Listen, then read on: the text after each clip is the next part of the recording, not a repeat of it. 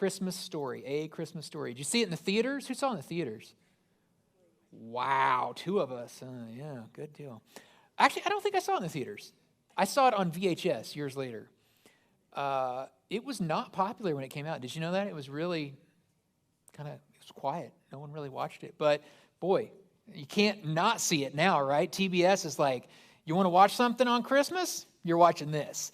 They just run it 24 hours a day, just back to back to back to back to back. And I think one of the most interesting parts of this story, to me in particular, if you haven't seen it, is it's all about the waiting. It's about the waiting for a Christmas gift. And Ralphie here is waiting on this special present. I don't want to give away the ending, but he gets it. And so he's waiting on this special present. And it's just, he writes about it, and he's hungry for it. He just really, really wants it. And he's just, it kind of keys into something that we have with waiting, where it just really annoys us to wait so many times. He wants an official Red Ryder carbine action 200 shot range model air rifle with a compass in the stock and a thing that tells time. Yeah, there we go. I knew it was going to happen. All right. So the whole movie, all 90 minutes of it is just about him wanting. And it's written from the perspective of an adult talking about his childhood. And he recounts for the whole 90 minutes wanting this one thing. And he gets to the end of Christmas Day. They've opened all the presents, all the wrapping papers all over the place. The brother's passed out on the floor. And he thinks, I didn't get it. So I'm going to have to wait a whole nother year. And most of us can identify with that. At some point, waiting for something, not getting it, and saying, I'm going to have to wait. Whether that's a job or a relationship or a physical thing you wanted, like a Red Ryder BB gun, whatever it is, we think we'll have to wait. But then we find out the wait is over, and there is the present. He gets the present. And it makes me wonder, is the real joy only in the moment of getting what we want, or is there some joy to be had in the waiting? And I want to talk about the waiting period today, and how, if we look closely, in retrospect, not during the waiting, that's unpleasant, but in retrospect, we can see that there can be more than just enduring waiting, that waiting is powerful. And I know that we live in a society that does not promote patience or waiting. We get upset when our food takes longer than 10 seconds in the microwave. We yell and curse people at Chick-fil-A, even though that's the most efficient operation I've ever seen in my life. We'll be honking our horn, get out of the way, I got to get somewhere. Everybody's just in a rush and wants everything immediately. But what we'll see today in the scriptures is there's some value in savoring with anticipation something that is to come. And in the waiting, sometimes there's something really beautiful that can happen there. So I want to talk about that today as we move on in this series, Rediscover Christmas. Now, week 3 is all about joy. And so just like the candle, we're going to focus on joy today. And to me, waiting isn't necessarily just empty space. It's not necessarily just twiddling your thumbs or killing time, as we say sometimes, but waiting can be really powerful. It can be a space filled with potential for more than just killing time, more than just wasting away. And I think all of it has to do with our mindset. I think we choose what to do with the waiting. We absolutely are in control of that. There's a lot of things you're not in control of. There's tons you're not in control of. You can't control anybody else's actions. You can't control the state of world affairs. You can't control whether wars are going to begin or end. There's a ton of things you have on top of mind that you worry about that are completely out of your control. But this is something you can control. This is something you're in charge of. How you deal with waiting. You can choose frustration and just to be, or you can choose faith. To have faith in that moment, to trust that God is seeing you through this difficult time. When presented with a time of waiting, you can choose how you process that moment. You can choose to be bitter, right? I hate this. This is awful. Or you can choose to allow it to make you better. You can choose in worry to just stress yourself out, or you can choose the awe and wonder route. To wonder what good God has in store for you that is not yet realized, not fully developed, but is coming. This is where your options come. Now, as I mentioned, we live in a society that is very time-oriented, busy, worry. And we have a lot of choices what to do with the time where we wait. I scheduled an oil change appointment for this week for Wendy's car, and as I was making it, they were like, are you going to wait here, or do you want to borrow a car? And I was like, what an interesting question. Well, no, I'll just choose to wait there. I mean, you have a coffee machine, you have really fast Wi-Fi, you have comfy chairs. They have one of those Coke machines where you can mix everything together and make your own concoction. I'm like, why would I want to go anywhere? This is way cooler than my office. Yeah, I'm going to come out with my laptop, and I'm going to plant right there, and I'm going to have a great time in the morning. But there's one thing at the oil change place that's better than all that. I mean, all that's pretty fun. You're going to want to know where I'm getting my oil changed eventually, right? But the people watching is the best. I love the people watching. There's people that come in there that are freaking out about their oil change. I mean, where's my car? When's it going to be done? I've got things to do.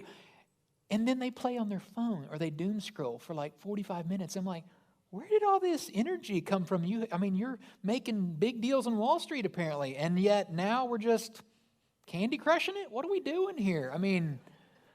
But it's fun to watch them. You know, they come in, they're impatient and they're angry. And I look and I love to watch the customer service people because I'm like, I could never do your job. I told them that one time. I was like, I could never do this because I'm not going to just sit there and listen to all this garbage. I'm going to give it back to them. And then they're like, well, you wouldn't work here very long. I'm like, I know.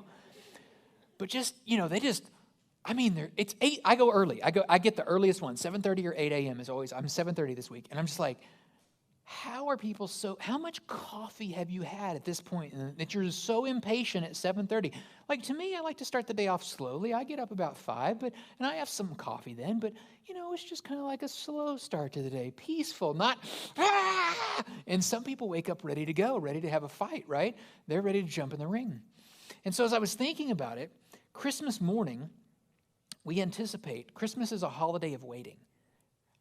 Some of us, like me, December 26th, and you've put the next one on the calendar, and you know how many days it is, and you're just like, oh, I got to listen to this crummy music until I can get to August to listen to Christmas music again. And some of you anticipate Christmas, right? And it is a holiday of waiting. Even if you're one of the people that just, all right, after Thanksgiving, that's when we can put the tree up. It's still days and weeks of waiting until Christmas gets here. And kids, man, they're just like keyed up about the wait. They're just so excited. And the waiting. Christmas is about waiting. And the cool thing is, it's always been that way. And Advent, the weeks that lead up to Christmas Day, is just recounting the waiting the world was doing. The world was in a lurch, and they were waiting for the Messiah to come. And so it's always been about waiting. It's always about waiting. You get to, Christmas Day, and you're waiting. When's Cousin Eddie going to get here? When is the ham ready? When is lunch? And then you're like at 3 o'clock, is this still lunch? Like, I don't know what this is. You're waiting. When can we open presents? You open the presents. When am I going to get the present I wanted? Not these socks. When? Wait. It's all about the wait. And then we finally get to those moments. The scriptures indicate that the world was waiting in anticipation of Jesus. They were just hanging there in the balance. They were just waiting. And a lot of people were waiting for this to happen.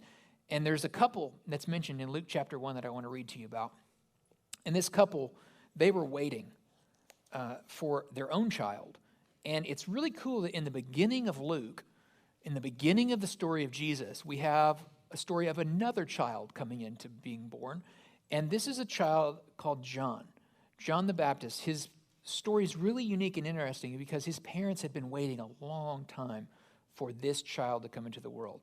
And so it's almost like a precursor story to the story of Jesus. Another kind of, foretelling of what is getting ready to come, that all the waiting was worth it. And so I want to read to you in Luke chapter 1, beginning verse 5. It says, when Herod was king of Judea, there was a Jewish priest named Zechariah. He was a member of the priestly order of Abijah, and his wife Elizabeth was also from the priestly line of Aaron. And Zechariah and Elizabeth were righteous in God's eyes, careful to obey all of the Lord's commandments and regulations. They had no children because Elizabeth was unable to conceive, and they were both very old. So the beginning of the story is you have two people who are noted by Luke as being very faithful to God. They are righteous in God's eyes. They trusted the Lord. They were careful to obey his commandments. But they were childless. And that wasn't looking like a thing that could happen. And yet, what happens in the rest of this story is she actually has a child. This is before Jesus' birth is foretold that we talked about last week. This is before Mary walks through that. This is before all of that, kind of setting the tone for that miracle as well. It's this first miracle. And if you skip down a few verses there, verse 24, his wife Elizabeth became pregnant and went into seclusion for 5 months. Verse 25, how kind the Lord is, she exclaimed, Elizabeth. He has taken away my disgrace of having no children. Very interesting that this is the story that sets up the birth of Christ. The anticipation this couple had, the pain, the angst, the waiting, to echo the waiting that the whole world was having, to echo that the Messiah was getting ready to appear. And that's where we're at in the story with this. We have Zechariah, this priest. We have Elizabeth, who also is born into a priestly line, so they have religious ties to the Father. And they do everything right, so there's no way, I was reading one scholar, he was saying, there's no way that someone could have said like they weren't living right, basically, is why they were not having children, that they had done something to cause this. It was by no thing they had done. It was not punishment. It was not something evil in their life. They were righteous people. It was not any of that. Remove all of that. It was just, that's the way things were at that point. And then, after being patient, I saw this painting of this angel speaking to them and them kind of being afraid, because in the text it kind of records this conversation of them being very fearful. How could that be? There's no way that's possible. And yet then she, at the end there, like we just read, she declares thanks to God for what comes to be. Think of all the things you tend to wait for in your life. And I'm talking beyond oil changes and DMV lines, right? I'm talking about, think about the things you really wait for.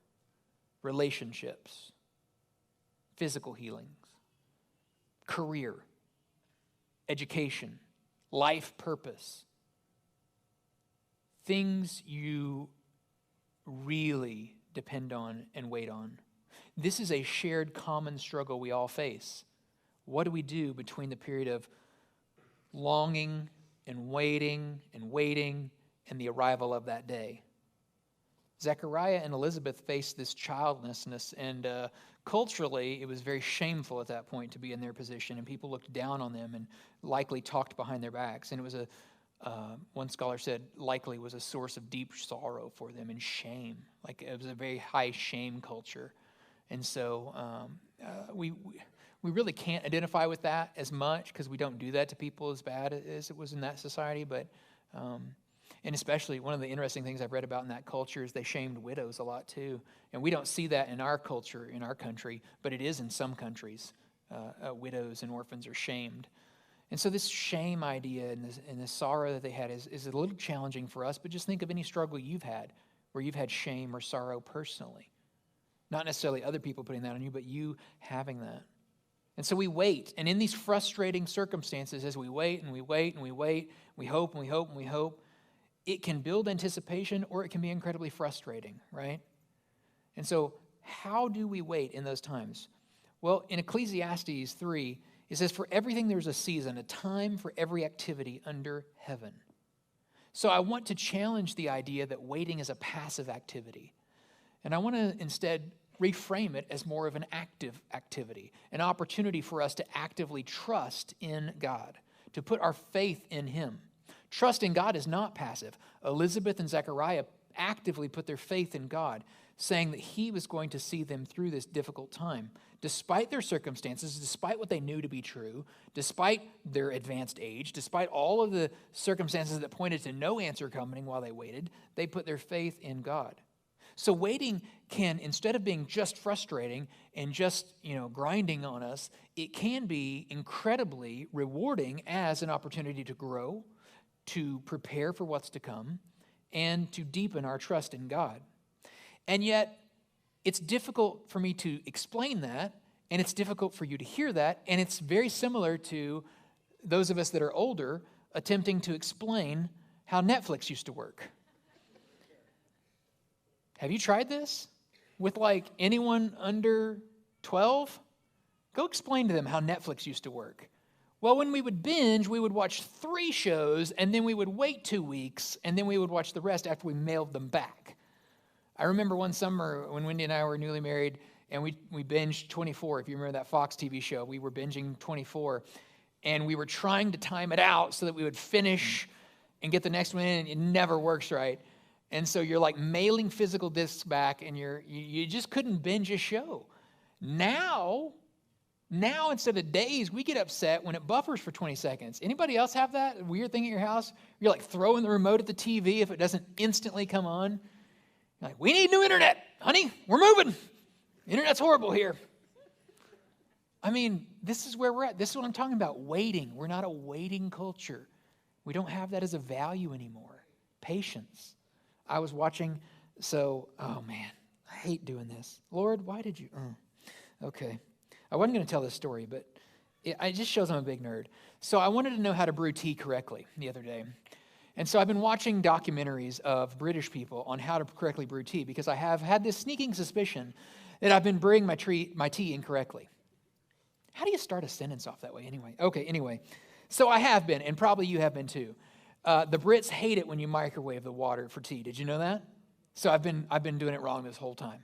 It's got to be boiling, poured on top of the tea, 5 minutes, remove that. Milk goes in if you like it. Sugar sweetener goes in if you like it. I brewed a perfect cup this morning. I'm really proud of myself. But think about that. This one British person was talking about how Americans can just looking down at us, cannot stand to wait 5 minutes. Cannot wait for the water to properly get she made up some kind of science thing for why it has to boil on the stove instead of the microwave. I don't know if it's true or not, but it made good sense to me. And I was like, there is a lot of truth to that, right? I mean, think about how Europeans eat and how we eat. We dash into McDonald's and eat in 5 minutes, and they'll take 2 or 3 hours. There is a very big difference in our cultures, and waiting has never been something that we are very good at.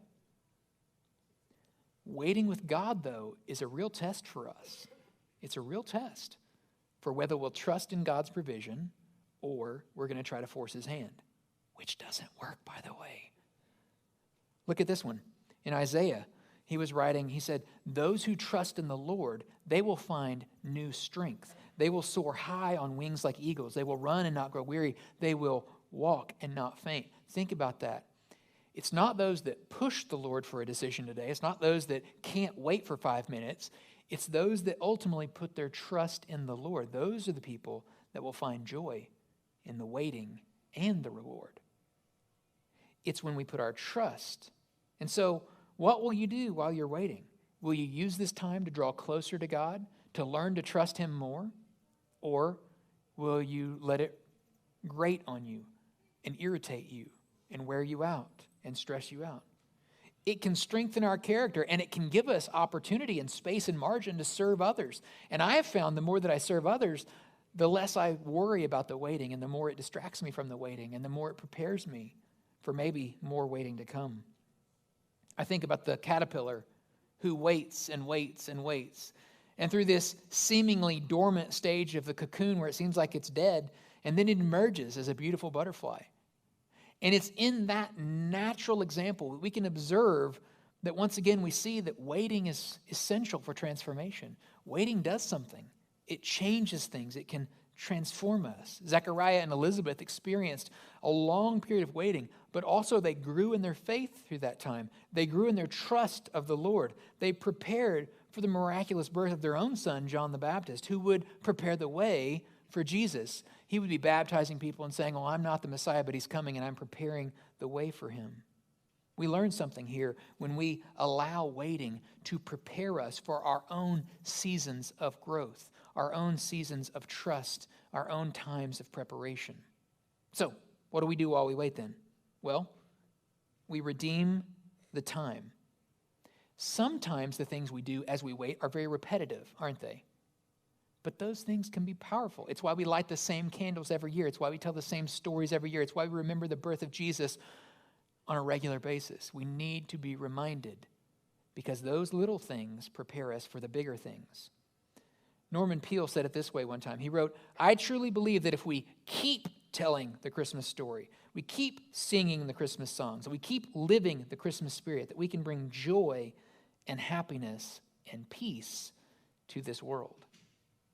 The joy of Jesus is a great gift that we can give ourselves and our neighbors, our family, our coworkers, as we announce the good news.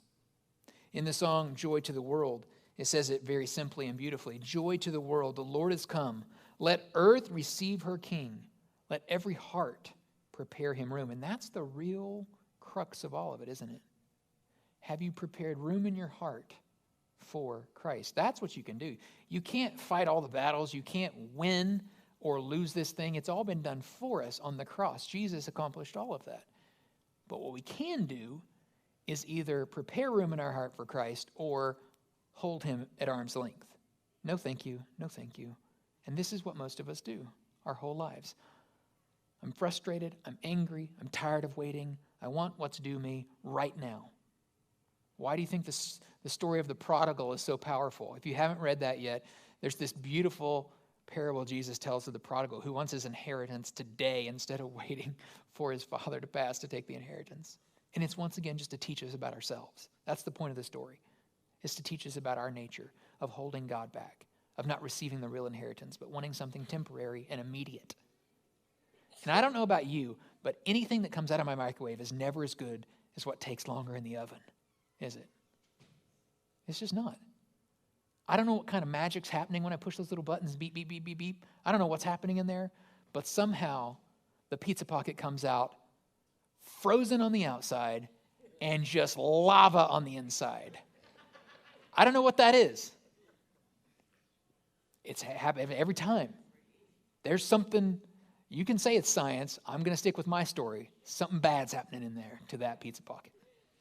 But in the oven, it all heats up uniformly. So, what will we do this Christmas? Will we allow the joy of this world, Jesus Christ, to permeate our hearts? Will we allow him in, or will we hold him at bay? Because that's the rub. God's not going to force the joy of the Lord on us, because then it wouldn't be joyful, would it? We would be a robot. You would be programmed. You're not.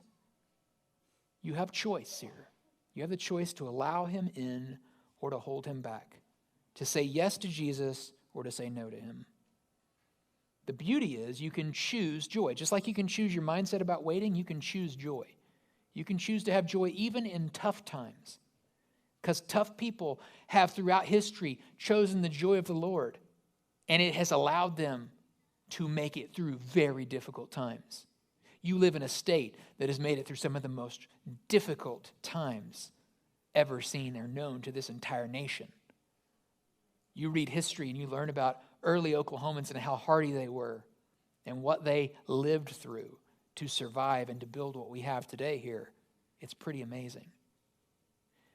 We have time to choose right now, like a child waiting for Christmas. We can savor that anticipation of what's coming, knowing that something wonderful awaits us, that there is nothing to fear, nothing to dread, because Jesus has come, and all you need do